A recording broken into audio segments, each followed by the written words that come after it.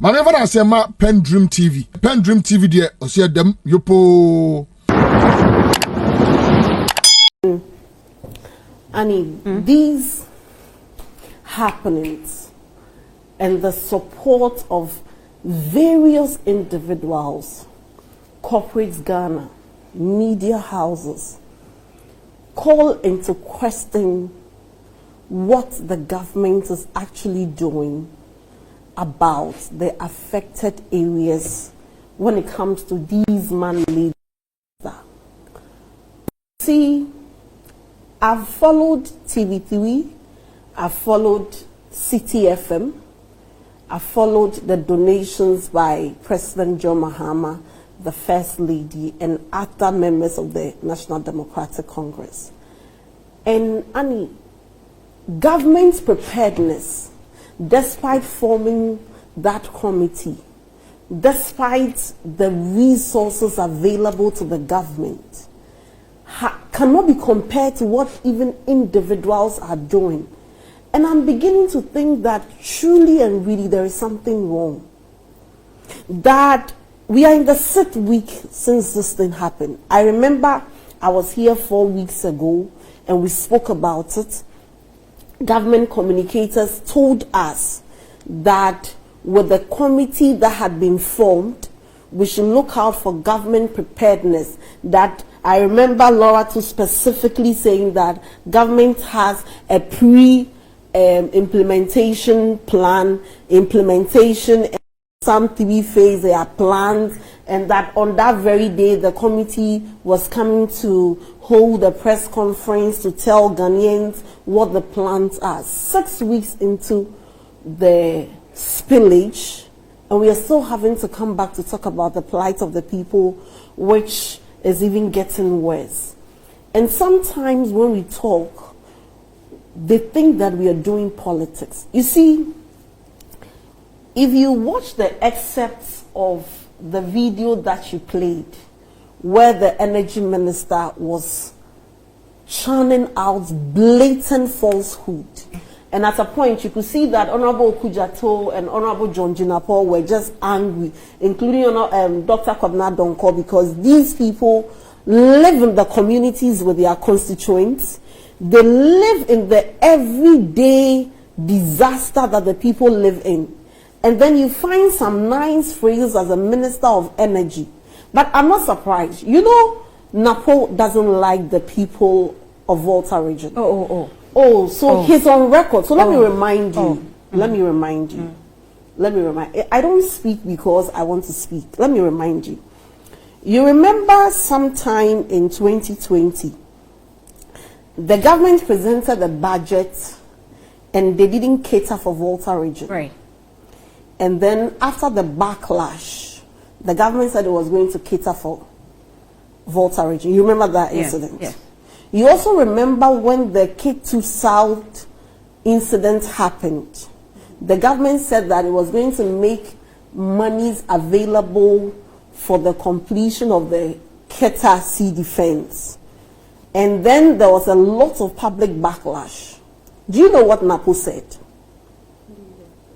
He said, why should government make special provision for the people of the Volta region? Then he, as an Ashanti, will also lead his people to begin to demand for special provision. Said that way. He said that on Peace FM also. The video was everywhere. I can look for the video for you. And this is the Minister of Energy at a time when people have been affected in the Volta region. Do you think anything good will come out from his speech? You see, first of all, I mean, that's a little awkward, but that doesn't necessarily represent his hatred for the people. It represents not just his hatred, but his recklessness towards leadership. You see, first of all, when people are in crisis, when people have lost their livelihoods, their dignity, and everything that a human being could ever lose, what you do is that you engage in sensitive communication. You don't speak lies. You don't spew blatant falsehood just so that everybody thinks that it's well. He, as Minister of Energy, when the incident happened, He never went to any of the affected victims. It was only after Parliament invited him to come and speak that he went to make a U-turn there. So what are you telling me? Sometimes you people should allow us to connect the dots so people will know that. And sometimes you would think that this is partisanship. Look at the votes Bawumia got in the Volta region. The Volta region outrightly rejected him because you know why? He somehow found 100 million cedis to bribe delegates. An allegation.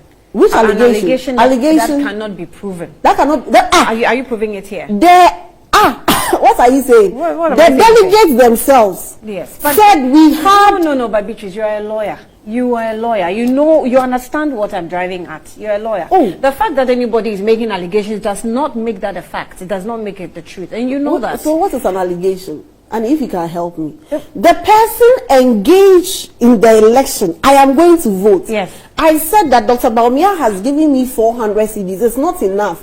Kennedy Japan has given me 300 CDs. These are the monies I've received from the 2 leading aspirants. And you are saying they're allegations. Yes, but they are. Are they not? Okay, they should sue me. So he found $100 million CDs and shared for delegates, but went to give the people of the Volta region 160,000 CDs. I was just calculating it. If you buy 25 kilos of rice, that is 320 bags of rice, the money he gave them. And you are talking about over 25,000 people affected. So this 320 bags of rice, they will not use oil to cook it. They will not use water to cook it. When they are eating, they will not eat it with stew. You see, the government must see that the way they are going, it portends danger for the stability of our country. You see, you don't treat people. Okuchato was given the statistics.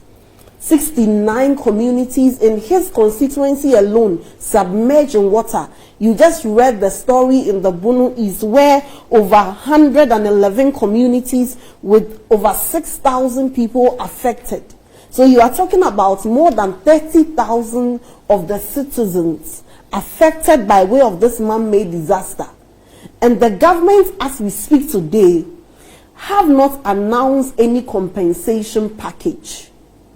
People have lost their farms worth millions of cedis. The government has not spoken about resettlement package. Individuals and media houses are those on the campaign to help resettle these people 6 weeks into the disaster. I think that, we just have to know that there is no hope. And sometimes I'm tempted to believe that all these things are happening because the president has told us that he has checked out the mess we find ourselves in, the whatever it is that you are going through as a citizen, whatever your challenges, the president is telling you that unless a new leader comes, there is nothing he can do. So I'm very certain that for the people of the Volta region and in some part of the Bunu East, such as Pru East, Sene East and West, and Kintampo North, who have also been affected, and even some parts of Eastern region like Eswojaman that are also affected, there is no hope for them. So maybe they may have to find a way. We will have to find a way to manage the thing. Corporate Ghana must keep coming on board. Individuals will have to go to the aid of these people because as we speak, government has found a snake. Instead of killing the snake, they have set up a committee to find out ways and means of killing the snake. 6 weeks into setting the committee, we can't even find the snake again. It shows you that this government is just unprepared to deal with anything. One would have expected that the swiftness with which they camp and put the monies under their beds, maybe they should use the same energy to take care of these people. It's so appalling sometimes it's so disgusting, for want of a better expression, how the government has gone about this whole Akosomo spillage. 6 weeks into a disaster, 6 weeks into people losing their lives, livelihoods, properties, and everything. We have nothing to tell them. We have nothing to show. It is still taking individuals to come to their aid. And when the energy minister had a golden opportunity to tell us what the government is doing, he did nothing but to lie. Why would the minister want to lie about giving MPs their share of whatever government had when no MP? You saw all the MPs saying that this is an insult to us. Why would you come here and lie? And this is the person who wants a running mate. I have to say Gob3. It will be a preview. I want to, and in this case, in the Akosomo Dams situation, government officials continue to target a natural disaster. They continue to target a natural disaster. Whilst others say it is not a natural disaster because you can plan, but they don't want to accept. No, but so if you want to stick to it as a natural disaster, why are we treating the people the way we are? No, but even if it's a natural disaster, and the disaster has happened, in less than 6 weeks when the apartheid incident happened, they gave the directive, the government set up a fund where people could donate. They had a committee. Yes, they had a committee. They quickly investigated and imposed fine on the, relevant companies and whatever. And even some years into it, they are still following up. So why can't the people of Water Region and part of the Bono East have the same treatment? That's all everyone has been asking for. Everyone has been asking for equal treatment. Why can't you show the same level of seriousness? And then if you will not show the same level of seriousness, do not come to Parliament at least to tell a lie. We can ask for this also. We can ask for government to be candid. We can ask for government to be truthful. I think that, it's just so sad. It's just so sad that the people of Water Region sometimes under the NPP are treated as if they were refugees. It is refugees that the government will manage for weeks and say that because you are not citizens, we cannot easily integrate you into the society. It's, at this point, we are even asking for the government's plan. If you give us a timeline that we are going to resettle the people here, and I'm surprised the energy minister described the camps, the horrifying and horrible camps that people have been packed in as a safe haven. Does the energy minister really know what a safe haven looks like? I think we have those videos, some of the videos of the safe havens. We can have them. Let's see how the safe havens actually look like. You're also calling it safe havens. In quotes. No, you can't call that. You see, we should not use semantics to belittle the pains and suffering. I don't know what I would do to myself. That you wake up the next morning, your house is submerged, your businesses and everything that you have as a human being is gone, and you have to move in one classroom. Sometimes you have 50 people sleeping, sometimes with no beds, some don't have clothes, nothing, and you call it safe haven. So for 6 weeks, people have been in school, classrooms without toilets. At a time when I'm saying the toilets, and apologies to those taking breakfast, like how the vice president will say it, that there will be no community in Ghana without toilets. Today, these people are living in these safe havens that they don't even have places of convenience. Like we said, did we go or did we come? It feels like we are retrogressing. So maybe someone is watching and the person might wonder why we're doing comparison. So, for the records, a PSC explosion happened on the 21st of January 2022.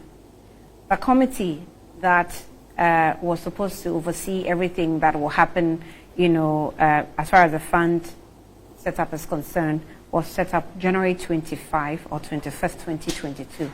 That was about 4 days or 3 days. Yeah, 4 days after the accident happened. Days. We are in the 6th week. A committee has been set up I don't know what exactly is going on. I mean, nothing is actually going on. But finally, let me conclude. If you want to tell whether this government will do something, look at how they treated the K2 South.